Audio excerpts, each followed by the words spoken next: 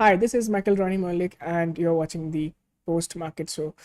Today was an expiry day, and the kind of movement that happened was kind of unexpected because we did know that the markets will open with a gap up. There will be a bullish momentum, and obviously there was a bullish momentum in the initial up move in the first half of the day, but then you saw the massive sell off happening right from the top, and the markets kept on falling and falling, broke today's low, broke yesterday's low, and ending in the red surprisingly. So that is something to be worried about. Nifty almost down more than 200 points from the day's high to the day's low.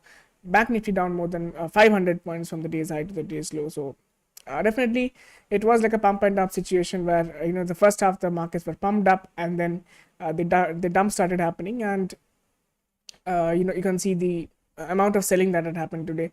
Surprisingly, FII DIIs have both been net buyers today, but that is due to some block deals that has happened in the mid caps and small caps. So nothing much to take away from the FII DII buying figures. So apart from that, everything was bearish. So that is kind of surprising. But we did talk about in yesterday's video that if you are playing, if there is a gap up, we will wait and see there will be a pullback, and then if the day's high is broken, we will go long.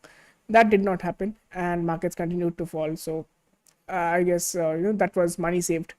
And also we did talk about that the momentum in the second half, we always talk about it. If it there is a momentum after 12 o'clock, it is likely to continue in that same direction. That has also played out today as well. So let's look into the charts and see what has happened. You can see markets moved gap up. This is Nifty's 15-minute chart, and it opened above 19,523, the resistance level, then above 19,566, that was a resistance level, that was also broken. Markets went up as close as 19,584. Then the fall started coming from 10 o'clock in the morning, and you can see the magnitude of the fall. The markets kept on falling and falling. So from the day's high to the day's low, the markets fell almost 212 points, and it was relentless selling throughout. There was small pullbacks, but that was that couldn't be of much of a news. Even if you went short around 12:45, you can see still at a pullback that made good sense as well. Nifty overall 0.29% down even after the gap up. So if the gap up wasn't there, you can imagine the magnitude of the fall that could have happened. Back Nifty ended flat, so that is good to see. At least not in the red, but still Back Nifty, you can imagine the day's high is at 40. What is it? Yes, 44,949, 950 almost. So almost close to 45,000, and then a sharp fall. Back Nifty falling to as low as 44,430. So definitely significant fall in Back Nifty as well, but still it managed to end slightly in the green. So that is Back Nifty. So talking about resistances that was broken, 44,775 was broken in the morning itself. Again, it got broken around 11 o'clock, and the markets kept on falling. But good to see markets have stabilized around 44,500. That was yesterday's level, and also an important support. Mid caps did well today. Mid caps are up by 0.24%, so another all-time high. But small caps were down today, 0.13% down small caps. Okay, and sector wise, as you can imagine, most of the sectors have ended in the red, and although there are some sectors which did well, like Nifty IT, 0.61% up after Nasdaq was moving up yesterday, and FMCG is up by 0.29%, and nothing much. Talking about sectors which fell, the most of the fall came from the energy sector, 0.75% down, followed by Nifty PSU Bank Index, which is down 0.65%. So PSU banks are very jittery these days. One day it's up, the next day it's down. Today it was down. And banking stocks, talking about private banks, they have absolutely ended flat, exactly where they had closed yesterday. So no change whatsoever. Financial services took a slight hit, 0.07% down. Auto took a hit, 0.25% down. And the pharmaceutical index is down 0.58%. Looks like the top has been formed in Nifty pharmaceutical index. That is what every day we are seeing a down move. Maybe that is the reason. Okay, talking about index movers, we have you can see most of the stocks ended in the red in Nifty 50, but we have the IT stocks doing well. Infosys, the top contributor for Nifty on the positive side, followed by Asian Paints, IndusInd Bank, ICICI Bank, Hindustan Unilever, and BPCL. And you can imagine the Nifty heavyweights once again dragging the Nifty down. Reliance Industries, the stock moved down 1.68 percentage, possibly because of fall in crude oil prices, which we were discussing. And HDFC Bank, again, it is in the top dragger. Also, Geo Financials, again for the fourth straight day falling, coming into a lower circuit, down by 5 percentage, again dragging the Nifty almost 9 points down. So every day there's a lower circuit happening. This is a situation, like I said in the beginning, FII DII figures are huge. FII is buying for 1524 crores and DII is buying for 5796 crores, but it is likely because of the block deals that has happened. So it's good to ignore them for the time being, for today at least. So this is the situation. Now, economic calendar, we did not have any important data today. Interest rate for Korea that was out, it's at 3.5 percentage, remains unchanged, so nothing much to see over there. And tomorrow as well, we have a GDP data coming in from Germany, and from France we are having the unemployment benefit claim, so that is not that important. But in US, what we are looking at is Fed Chairman Jerome Powell's speech at the Jackson Hole Symposium. So Jackson Hole Symposium, it is an annual event where the economists and important people from the government, they come and speak about the status of the economy. So that is something to look forward to as well. So we have that happening on Friday night, so after market hours. So that is there.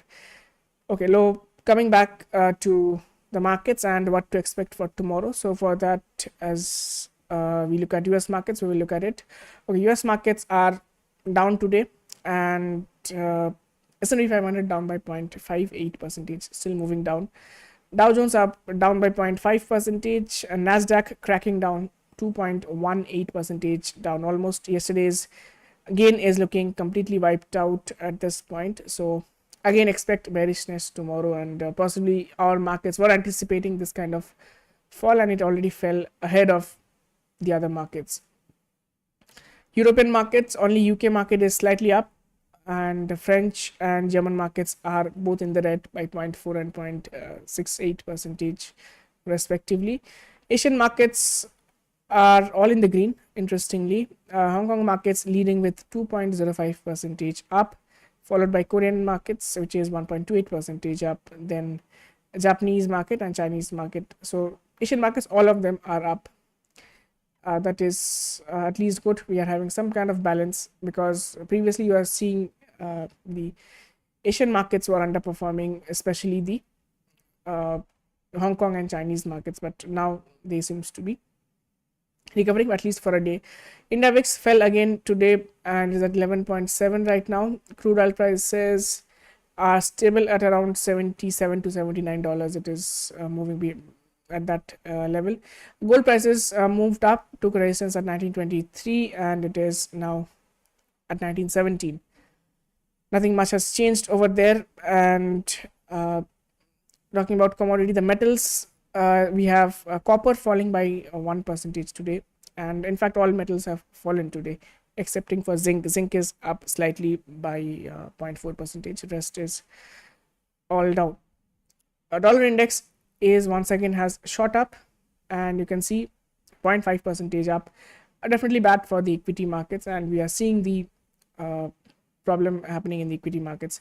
Indian rupee weakened today slightly. It is at 82.56, still below 83. That is good. And talking about Euro INR, it seems to be on this parallel channel has been broken, and we are seeing a good fall happening in Euro INR as well. So you can go short at these levels. That would be good, I would say. Now talking about FII activity we talked about. Let's not look at open interest today for tomorrow, because it was an expiry day. So let's wait for tomorrow to get a proper build-ups on the open interests to get a better idea. Now, what about the levels for tomorrow? So you can see the markets have been falling from here, and we did talk about the markets were in a downtrend, and unless and until there is a closing above 19,500, we will not go for a bullish play right now, and there will be no point buying. So it looks like the markets had a pullback, and maybe the downward trend can continue after, especially people were there were good chances to short at 19,500 levels. It didn't make sense to short at 19,200 or those levels, but now since we had a good pullback, and people in a downtrend, pullbacks are always shorting opportunities, and possibly people have created shorting opportunities today, and that is the scenario.